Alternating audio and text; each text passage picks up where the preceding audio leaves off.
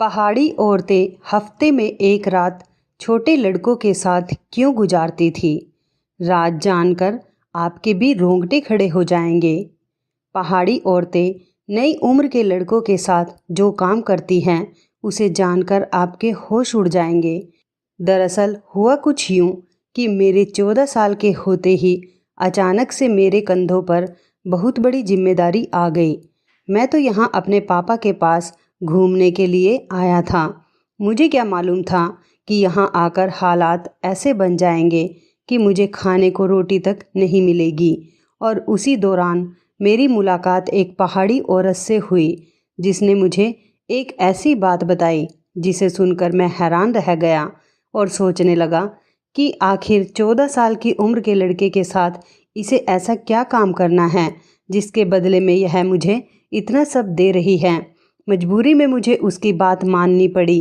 फिर उस औरत ने जो कुछ मेरे साथ किया उसे जानकर तो आपके पैरों तले ज़मीन निकल जाएगी।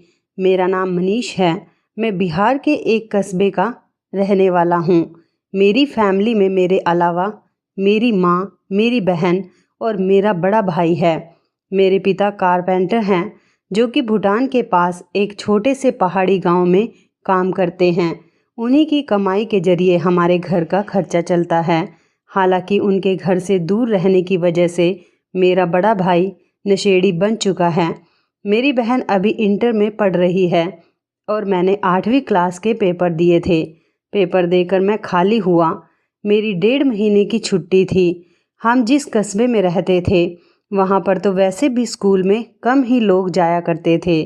कहने को छुट्टी 1.5 महीने की होती थी, लेकिन मुझे पता था कि मैं अभी स्कूल तो 2-2.5 महीने के बाद ही जाऊंगा।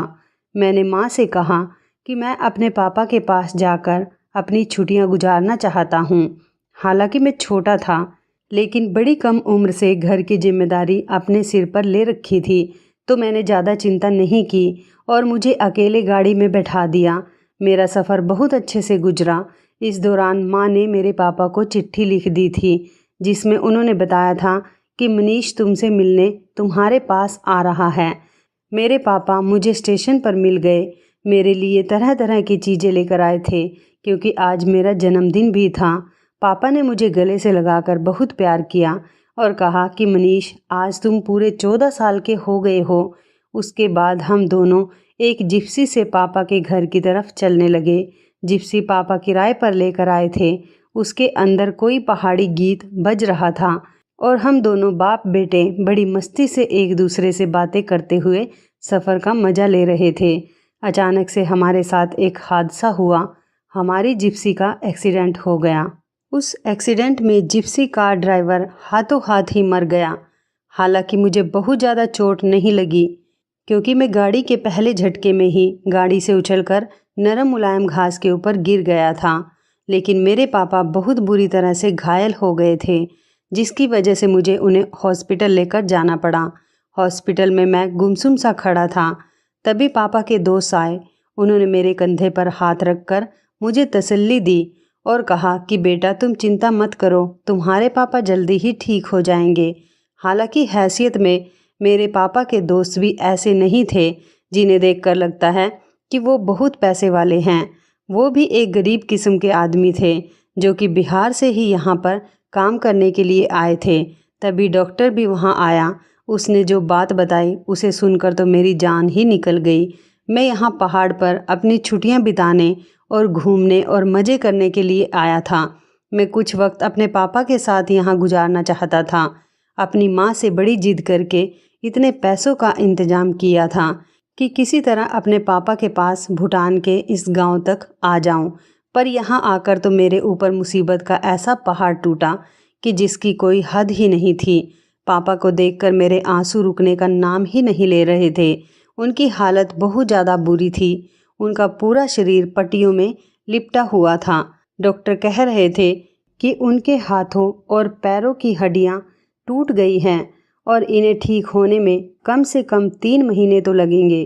पापा के दोस्त ने तुरंत उस कंपनी को फ़ोन किया जहां पर वो दोनों काम करते थे, ताकि उनकी कंपनी बुरे वक्त में मेरे पापा की मदद कर सके। लेकिन कंपनी के मालिक ने ये बात सुनकर उनसे साफ साफ कह दिया कि हम कोई भी खर्चा नहीं उठाएंगे और अब 6 महीने तक हमारे पास उनके लिए कोई काम नहीं है। हमने उनकी जगह किसी और को रख लिया है। कुछ दिन के बाद जब पापा होश में आए तब उन्हें ये बात पता चली तो वो बुरी तरह से रोने लगे, क्योंकि पापा के ऊपर पूरे घर की जिम्मेदारी थी। इस वजह से पापा यहाँ भूटान के पहाड़ी गांव में काम करने के लिए आए थे। यहाँ आकर पापा दिन रात पूरी लगन से काम करते थे, जिसकी वजह से हम लोग घर में सुकून की ज़िंदगी गुजार पाते थे। लेकिन अब तो पापा का काम ही चला गया था। उन्हें समझ नहीं आ रहा था कि यह बाकी का टाइम कैसे कटेगा, और यही सोचकर पापा की तबीयत और ज़्यादा ख़राब होने लगी थी कि अब आगे क्या होगा। पापा को इतना परेशान देखकर मुझे बहुत तकलीफ़ हुई कि मैं यहाँ पर आने की अगर जिद नहीं करता तो नहीं पापा मुझे उस गाड़ी से लेने आते और ना ही हमारा एक्सीडेंट होता। मेरी नज़र में तो पापा की हालत का जिम्मेदार मैं खुद ही था। अस्पताल वालों ने 1 हफ्ते में पापा को छुट्टी दे दी थी। फिर मैं पापा के साथ उनके छोटे से घर में वापस आ गया। ये घर लकड़ी के झोपड़ी के जैसा था और पापा मुझसे कहने लगे कि अब हमें अपने गांव वापस जाना पड़ेगा, क्योंकि इस हालत में तो मैं यहाँ पर रह भी नहीं सकता। मैं तो किसी भी काम को करने के काबिल ही नहीं रहा, और जब कंपनी मेरा खर्चा उठाने से मना कर चुकी है तो अब यहाँ रहना किस काम का। जो पैसा मैंने जमा किया हुआ है वो भी यहाँ रहे तो धीरे धीरे सारा खर्च हो जाएगा। इससे बेहतर यह है कि हम दोनों घर चलते हैं। लेकिन यह सुनकर तो मैं परेशान हो गया, क्योंकि मुझे पता था घर का हाल क्या है। बड़ा भाई पूरी तरह से नशे का आदी बन चुका है और घर की सारी जिम्मेदारी पापा के ऊपर थी, और पापा को इस हाल में देखकर घर में माँ और बहन दोनों ही बहुत ज़्यादा परेशान हो जाएंगी।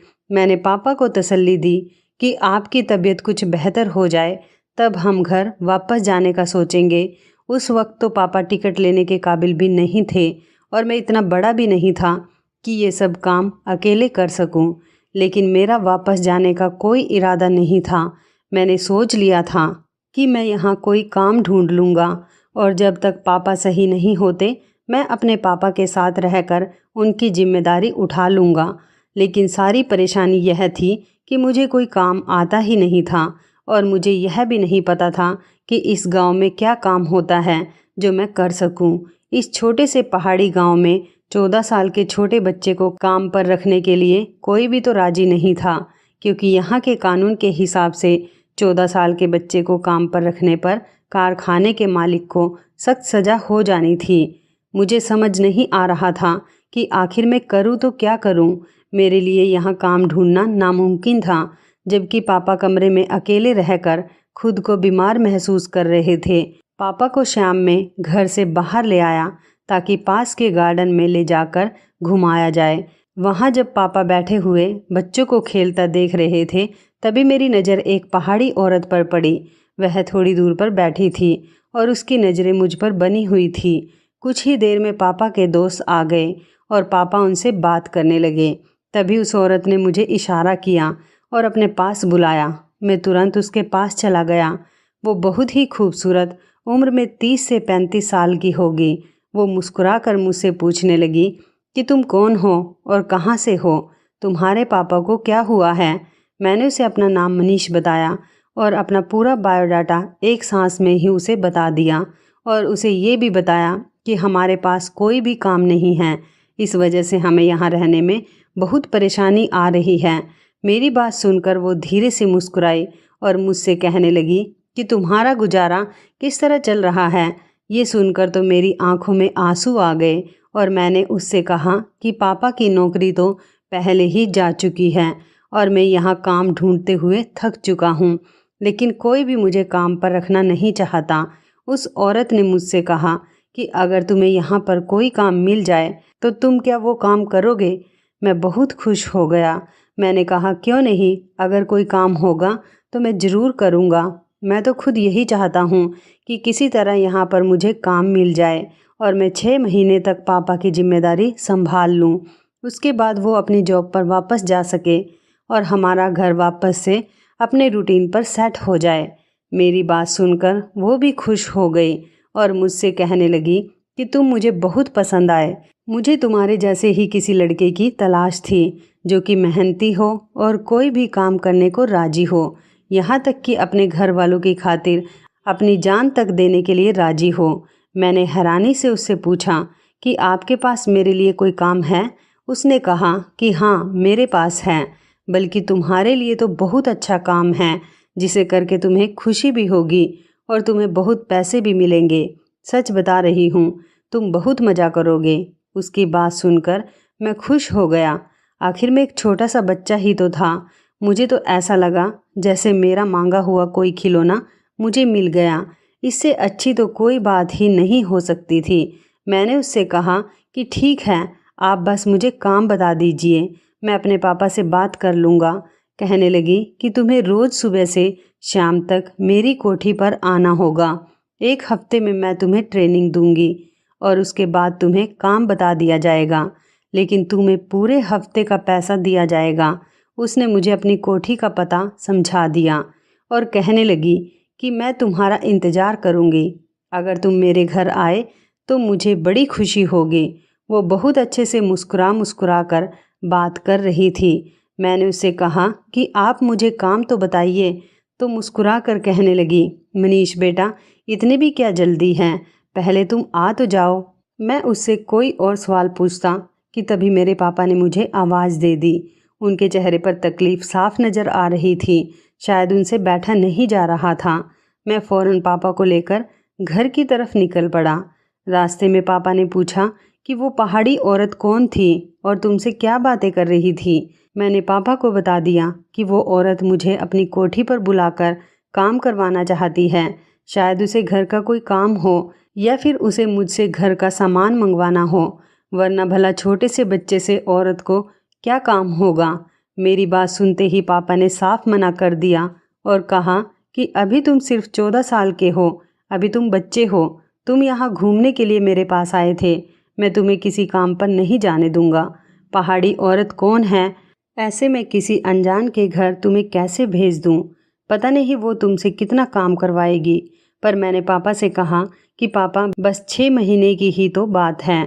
एक बार जब आप ठीक हो जाएंगे तो आप अपनी कंपनी को वापस से ज्वाइन कर लेंगे और मैं वापस से आपकी सेवा करके अपने घर चला जाऊंगा और अपनी पढ़ाई लिखाई में लग जाऊंगा।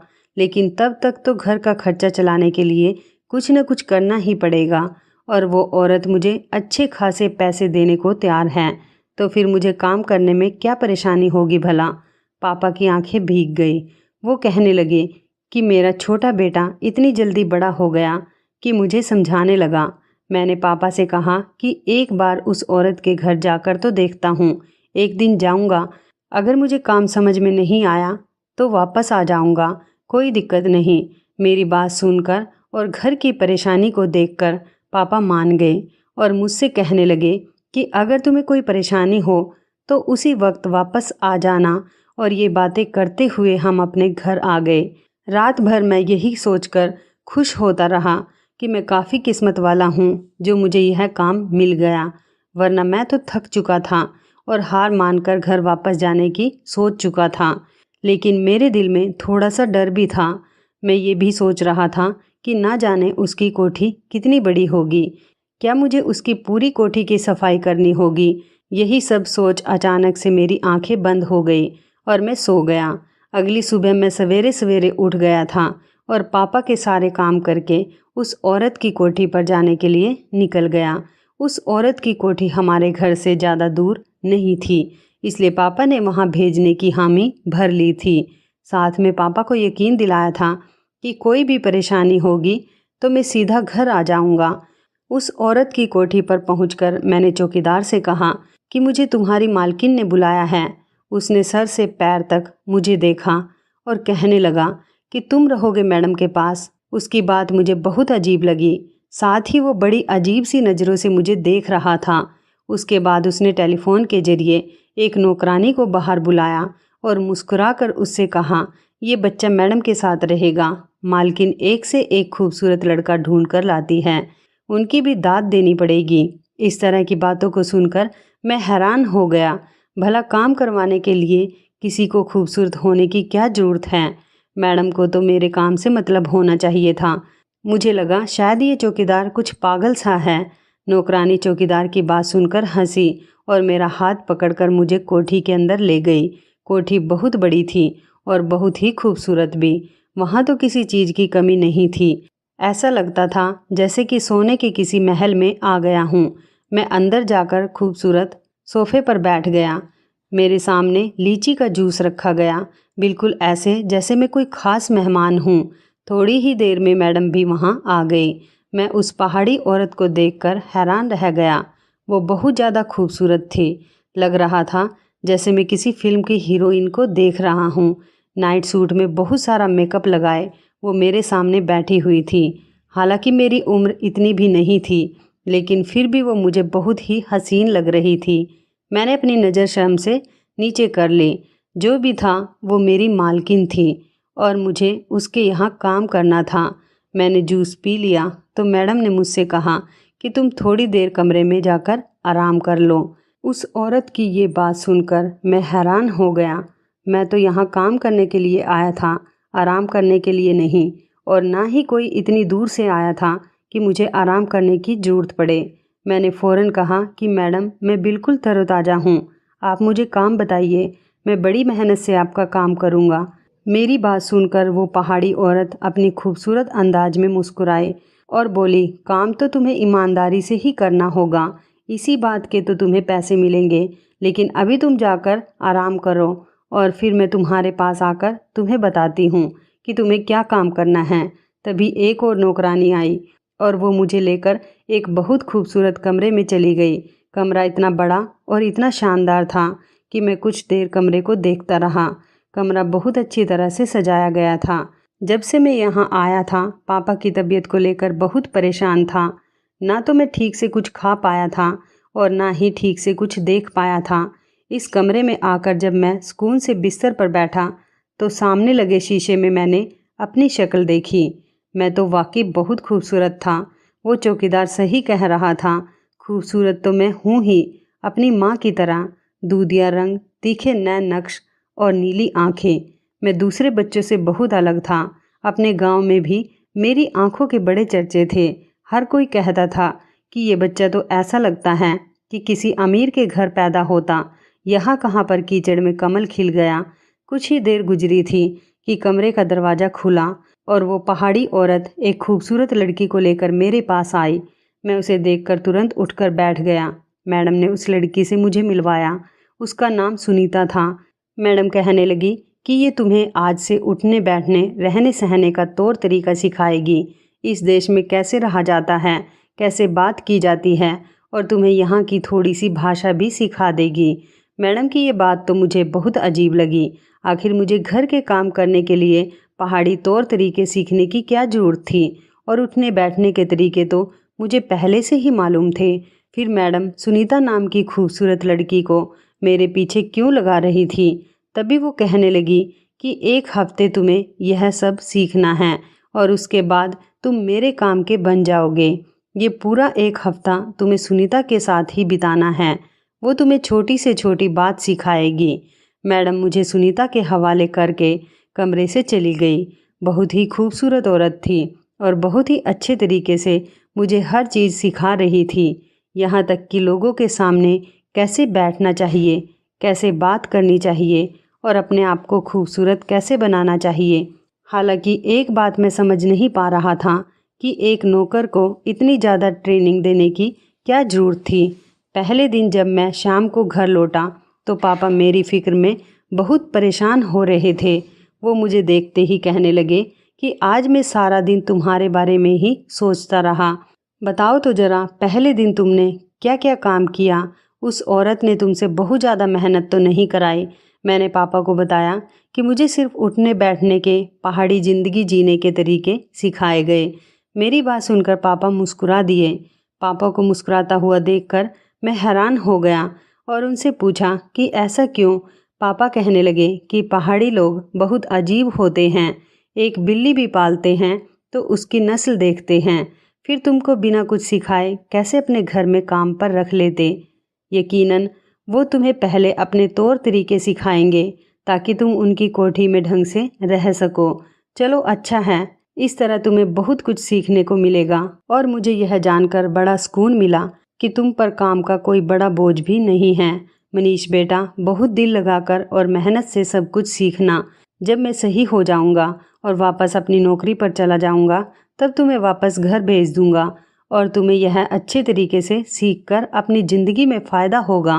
तुम्हारी माँ तुम्हारे बिना इतने दिन रह नहीं पाएगी। मैं चाहता हूँ कि जल्द से जल्द मैं तुम्हें घर वापस भेज दूँ। पापा ठीक ही तो कह रहे थे, मेरे बिना मम्मी आखिर कैसे दिन गुजार रही होगी। इसके बाद तो ये रूटीन बन गया। मैं रोज़ सुबह मालकिन की कोठी पर जाता। मुझे वहाँ पर अच्छे से अच्छे कपड़े पहनने के लिए दिए जाते, अच्छे से अच्छा खाना दिया जाता, मेरे बालों को बहुत खूबसूरत स्टाइल से बनाया जाता, मुझे हर तरह की चीज़ें मुहैया कराई जाती। 4 दिन में मेरे ही अंदर बहुत ज़्यादा बदलाव आ गया था। मैं खुद को शीशे में देखकर पहचान ही नहीं पा रहा था कि मैं वही 14 साल का मनीष हूँ। यहाँ का खाना पीना मेरी सेहत को बहुत लग रहा था। मुझ पर कोठी में घूमने फिरने पर भी कोई रोक टोक नहीं थी। जहाँ मर्जी वहाँ जाता, जैसे मर्जी वैसे रहता। ऐसा लगता जैसे कि मैं मालकिन का बेटा हूँ। अब तक मैंने यहाँ किसी काम को हाथ भी नहीं लगाया था, लेकिन एक बात मुझे बड़ी अजीब लग रही थी। मैंने कभी भी उस पहाड़ी औरत के पति को नहीं देखा था, जबकि वो शादीशुदा औरत थी। उनके तो बच्चे भी नहीं थे, लेकिन उनके पति के साथ उनकी फ़ोटो लगी हुई थी। मैंने एक बार नौकरानी से पूछा कि मैडम के पति कहाँ हैं, तो उसने इतना ही बताया कि हमारे साहब तो काम के सिलसिले में हमेशा शहर से बाहर ही रहते हैं। उनका बहुत बड़ा कारोबार है, वो बस रात को ही घर पर आते हैं। मैं देखता कि वो पहाड़ी औरत तैयार होकर पूरे घर में टहलती रहती या फिर शॉपिंग के लिए बाहर निकल जाती।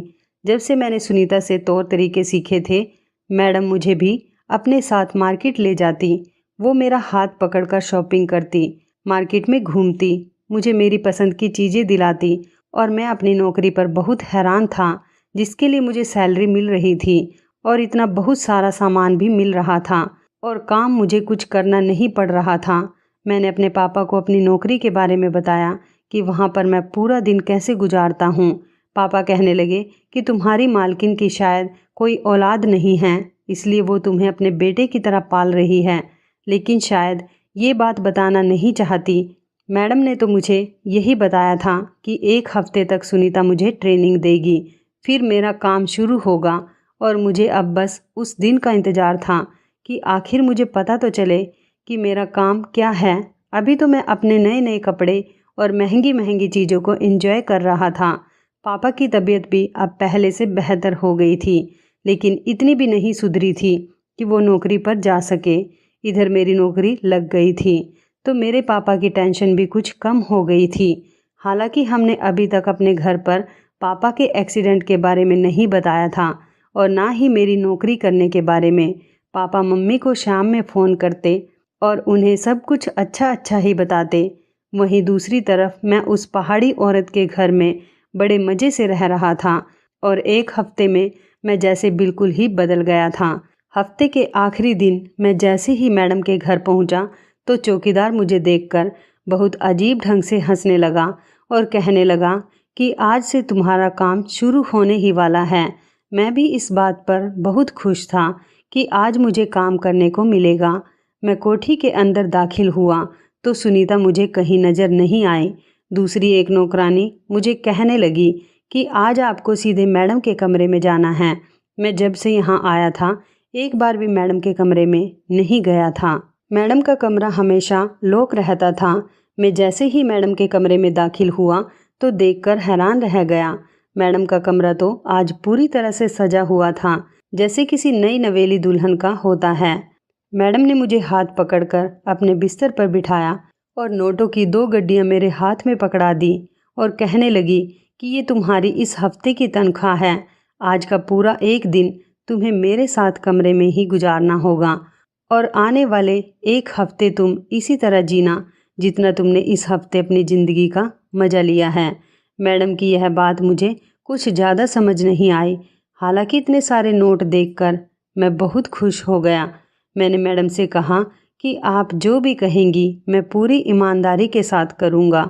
लेकिन उसके बाद उस पहाड़ी औरत ने जो कुछ मुझसे कहा वो सुनकर मेरे होश उड़ गए।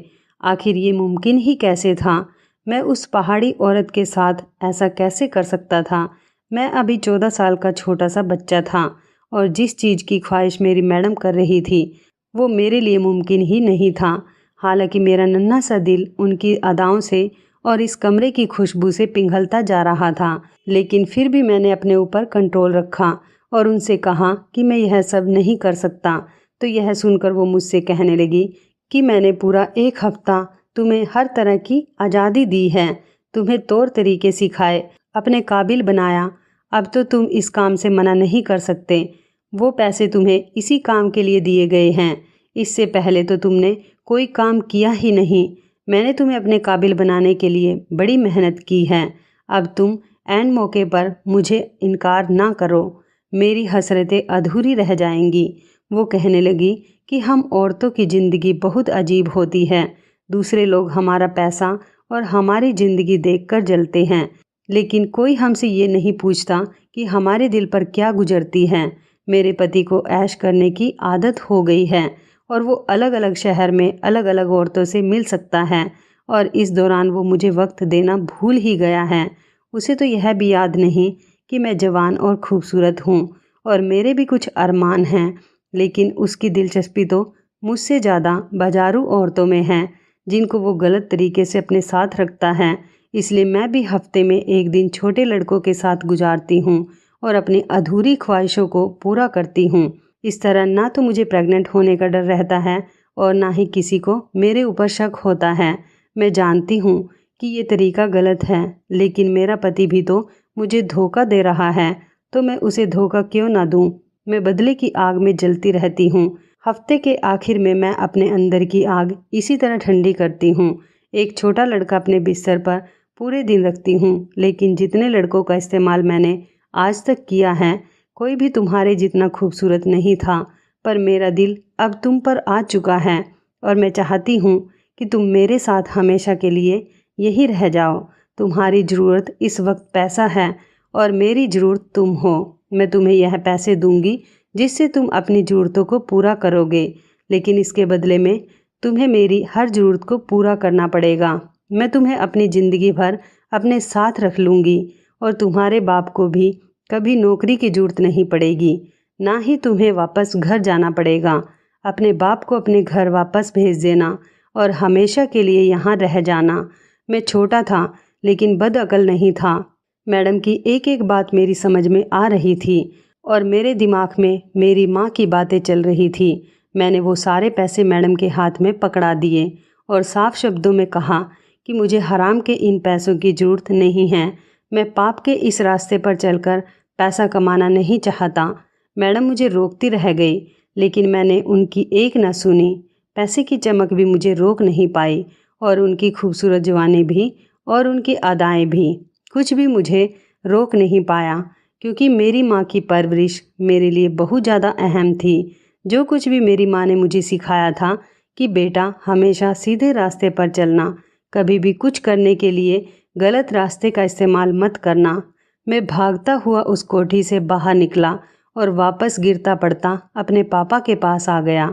मैंने अपने पापा से आकर कहा कि अब हमें यहाँ से चलना चाहिए, क्योंकि हमारा यहाँ रहने का कोई मकसद नहीं है। ये लोग बहुत जालिम हैं। हम वापस अपने देश चलते हैं। एक रोटी खाएंगे लेकिन इज्जत से जिएंगे। आपके थोड़ी सी बीमारी पर कंपनी वालों ने आपको बाहर निकाल दिया, जबकि आप सालों से उनके पास नौकरी कर रहे थे। उन्होंने इस बात का लिहाज भी नहीं किया और मुझे उस औरत ने धोखे से अपने घर बुलाया, जो कि अपने जिस्म की भूख मुझसे मिटाना चाहती थी। चौकीदार का मुस्कुराता चेहरा मुझे आज समझ आ रहा था। मैं अपने पापा के साथ वापसी का टिकट ले चुका था और अब आने वाली मुश्किलों को सोच रहा था।